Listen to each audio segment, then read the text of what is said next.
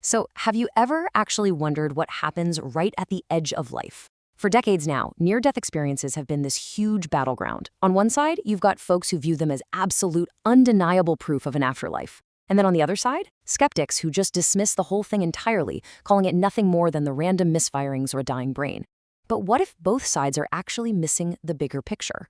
Well, welcome to This Explainer. Today, we're going to decode near-death experiences. And we're not doing it by taking sides in some mystical debate, but by using a highly structured, clear approach that honestly honors both the rigorous science of the brain and the profound emotion of the human experience. All right, let's set our roadmap for today. We'll be hitting 5 main sections. 1. Defining the experience. 2. The recurring patterns. 3. 3 layers of truth. 4. The predictive brain. And finally, 5. Science and meaning. Section 1. Defining the experience. What exactly is an NDE? To keep us from getting lost in the weeds right off the bat, we really need a firm, objective anchor. So the absolute crucial point to remember is this. A near-death experience is a reported experience. It's not a single definitive conclusion about the afterlife.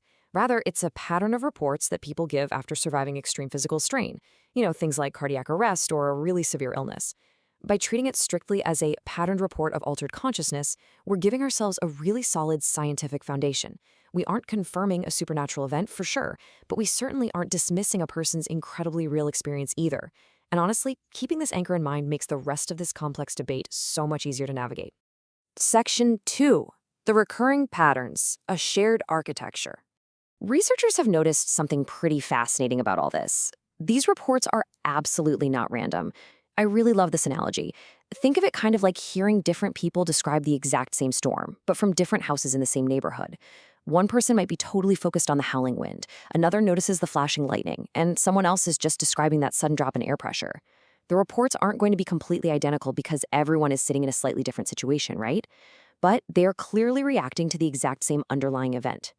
Near-death experiences work the exact same way. The specific details might vary by culture or individual, but the overall shape of the experience is surprisingly familiar across the board. So, what are folks actually reporting? Well, there's a real shared architecture here. First up, people report a hyper-real vividness. We're not talking about something foggy like a dream. It's often described as feeling way more real than ordinary everyday life. Second, an out-of-body separation, where that deep feeling of being located inside a physical body just completely shifts. Third, time and space totally lose their normal shape. The mental map just gets folded and blurred. Fourth, there's usually some sort of threshold imagery. Think passing through a tunnel or a door, kind of like waiting at an airport checkpoint where you're caught between 2 destinations. And fifth, which is kind of surprising, an overwhelmingly calm emotional tone. Even though the physical body is in critical, terrifying danger, the mental experience often feels completely safe, almost like sitting inside a sturdy shelter during that severe storm we just talked about. Now, think about what these consistent features actually suggest about a brain under extreme stress. Extreme vividness, that suggests the experience is unusually intense. Separation from the body implies our sense of self-location is actively shifting around. Distorted time and space show that ordinary consciousness is just entirely disrupted. Now, these features don't necessarily prove one specific theory, but they absolutely prove that NDEs have a recognizable structure, and that is a real game changer. It turns them from these isolated, weird, random mysteries into a genuine system that science can actually study. Section 3. 3 layers of truth, a paradigm shift. But how do we actually study this without totally insulting the people who lived through it? To prevent getting stuck in these bitter, endless arguments over what is real, we need to separate the event into 3 distinct layers. Because if we just ask, is it real, we get instantly stuck. Instead, we break it down. Layer 1, the experience. What was actually reported? For example, I saw a bright light and felt total peace. Layer 2, the mechanism. What produced it? This is where science steps in and asks about brain stress, oxygen levels, and memory. And then layer 3, meaning. What does it mean to that person? For example, my whole life changed and I no longer fear death. We really have to realize that these 3 realities exist completely simultaneously. When we view it through this framework, we can clearly see that a person's meaning is deeply, deeply real to them, even while the scientific cause remains an open, active investigation. Think about it like this. If someone listens to a beautiful, soaring piece of music and is moved to tears, that emotional impact is undeniably real. But that feeling doesn't tell you anything about the physics of the sound waves or the specific neurological pathways that process the melody, right? The exact same logic applies here. We can entirely respect the profound meaning without ignoring the biological mechanism. Section 4. The predictive brain, the control room in crisis. Now we have to ask how the physical body actually influences all of this. To understand the mechanism, we need to treat the brain kind of like a control room operating under a severe crisis. Most of us kind of think of our perception as this passive camera, right? Just recording the outside world as it happens. But actually, scratch that. That model is completely wrong. Science shows the brain is actually a predictive editor. It takes in sensory data, fills in the gaps, and actively constructs a coherent scene for us. Now imagine what happens during a near-death crisis. The incoming sensory signals become incredibly weak, noisy, and distorted. So this editor has to rely heavily on internal predictions, memories, and expectations just to build a reality. It's exactly like your smartphone trying to stream a high-def video on a terrible connection. It autocorrects, it blurs, and it desperately fills in the missing pixels just to keep the image moving.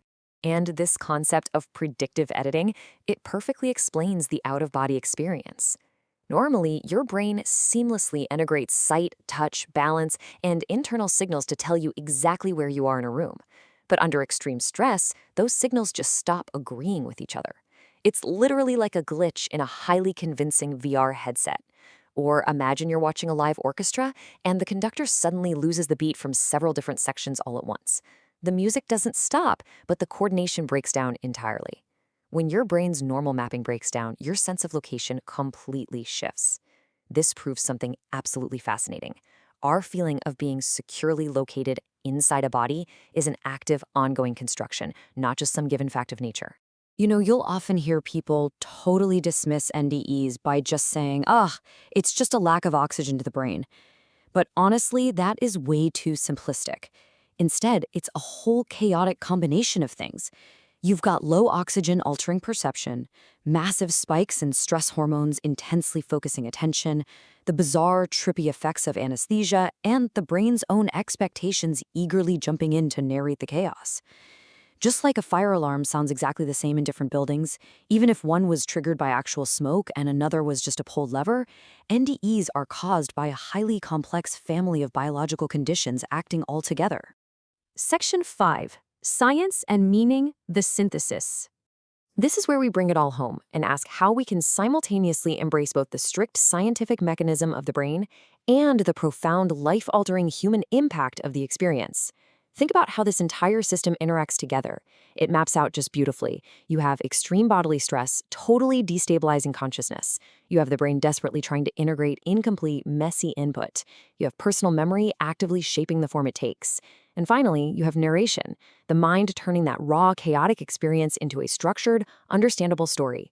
This proves that human beings naturally, instinctively turn biological crisis into a coherent, meaningful narrative. The mind isn't just trying to survive the crisis physically, it's actively trying to make sense of it emotionally. Which brings us to the absolute ultimate tension point for most people. If we can map all this out biologically and psychologically, does that somehow make the near-death experience less real or less important? Answering yes to this question is a massive, massive trap. And honestly, it's exactly where so many of these debates just derail completely. We absolutely have to fundamentally reject this false binary. On one side, saying it was just the brain completely flattens a deeply transformative, very real human event. On the other side, aggressively demanding it must be undeniable proof of an afterlife forces us to ignore literally decades of solid neuroscientific evidence. Choosing just one side is a huge mistake. We can and we should hold a much more mature view, one that respects both realities. I really want you to think about this quote. A sunset is entirely explainable by atmospheric physics, light refraction, and optics. Does knowing all that math and science make the sunset any less breathtaking? Does it stop you from feeling deeply moved when you watch it sink below the horizon? Of course not. Exactly like the sunset, understanding the biological mechanism of a near-death experience does not erase its life-changing, deeply personal meaning. A person can have a biologically generated experience that genuinely, permanently removes their fear of death. Both realities exist at once, no question about it. And that brings us to our conclusion. You now have a powerful new lens to look through. By separating the reported experience, the biological mechanism, and the personal meaning, you can evaluate the evidence without ever dismissing the actual human being standing right in front of you. You don't have to choose between cold, hard skepticism and blind faith. So, armed with this structural lens, How will you approach the next profound mystery of human consciousness that you encounter? Think about that for a bit, and I'll see you in the next explainer.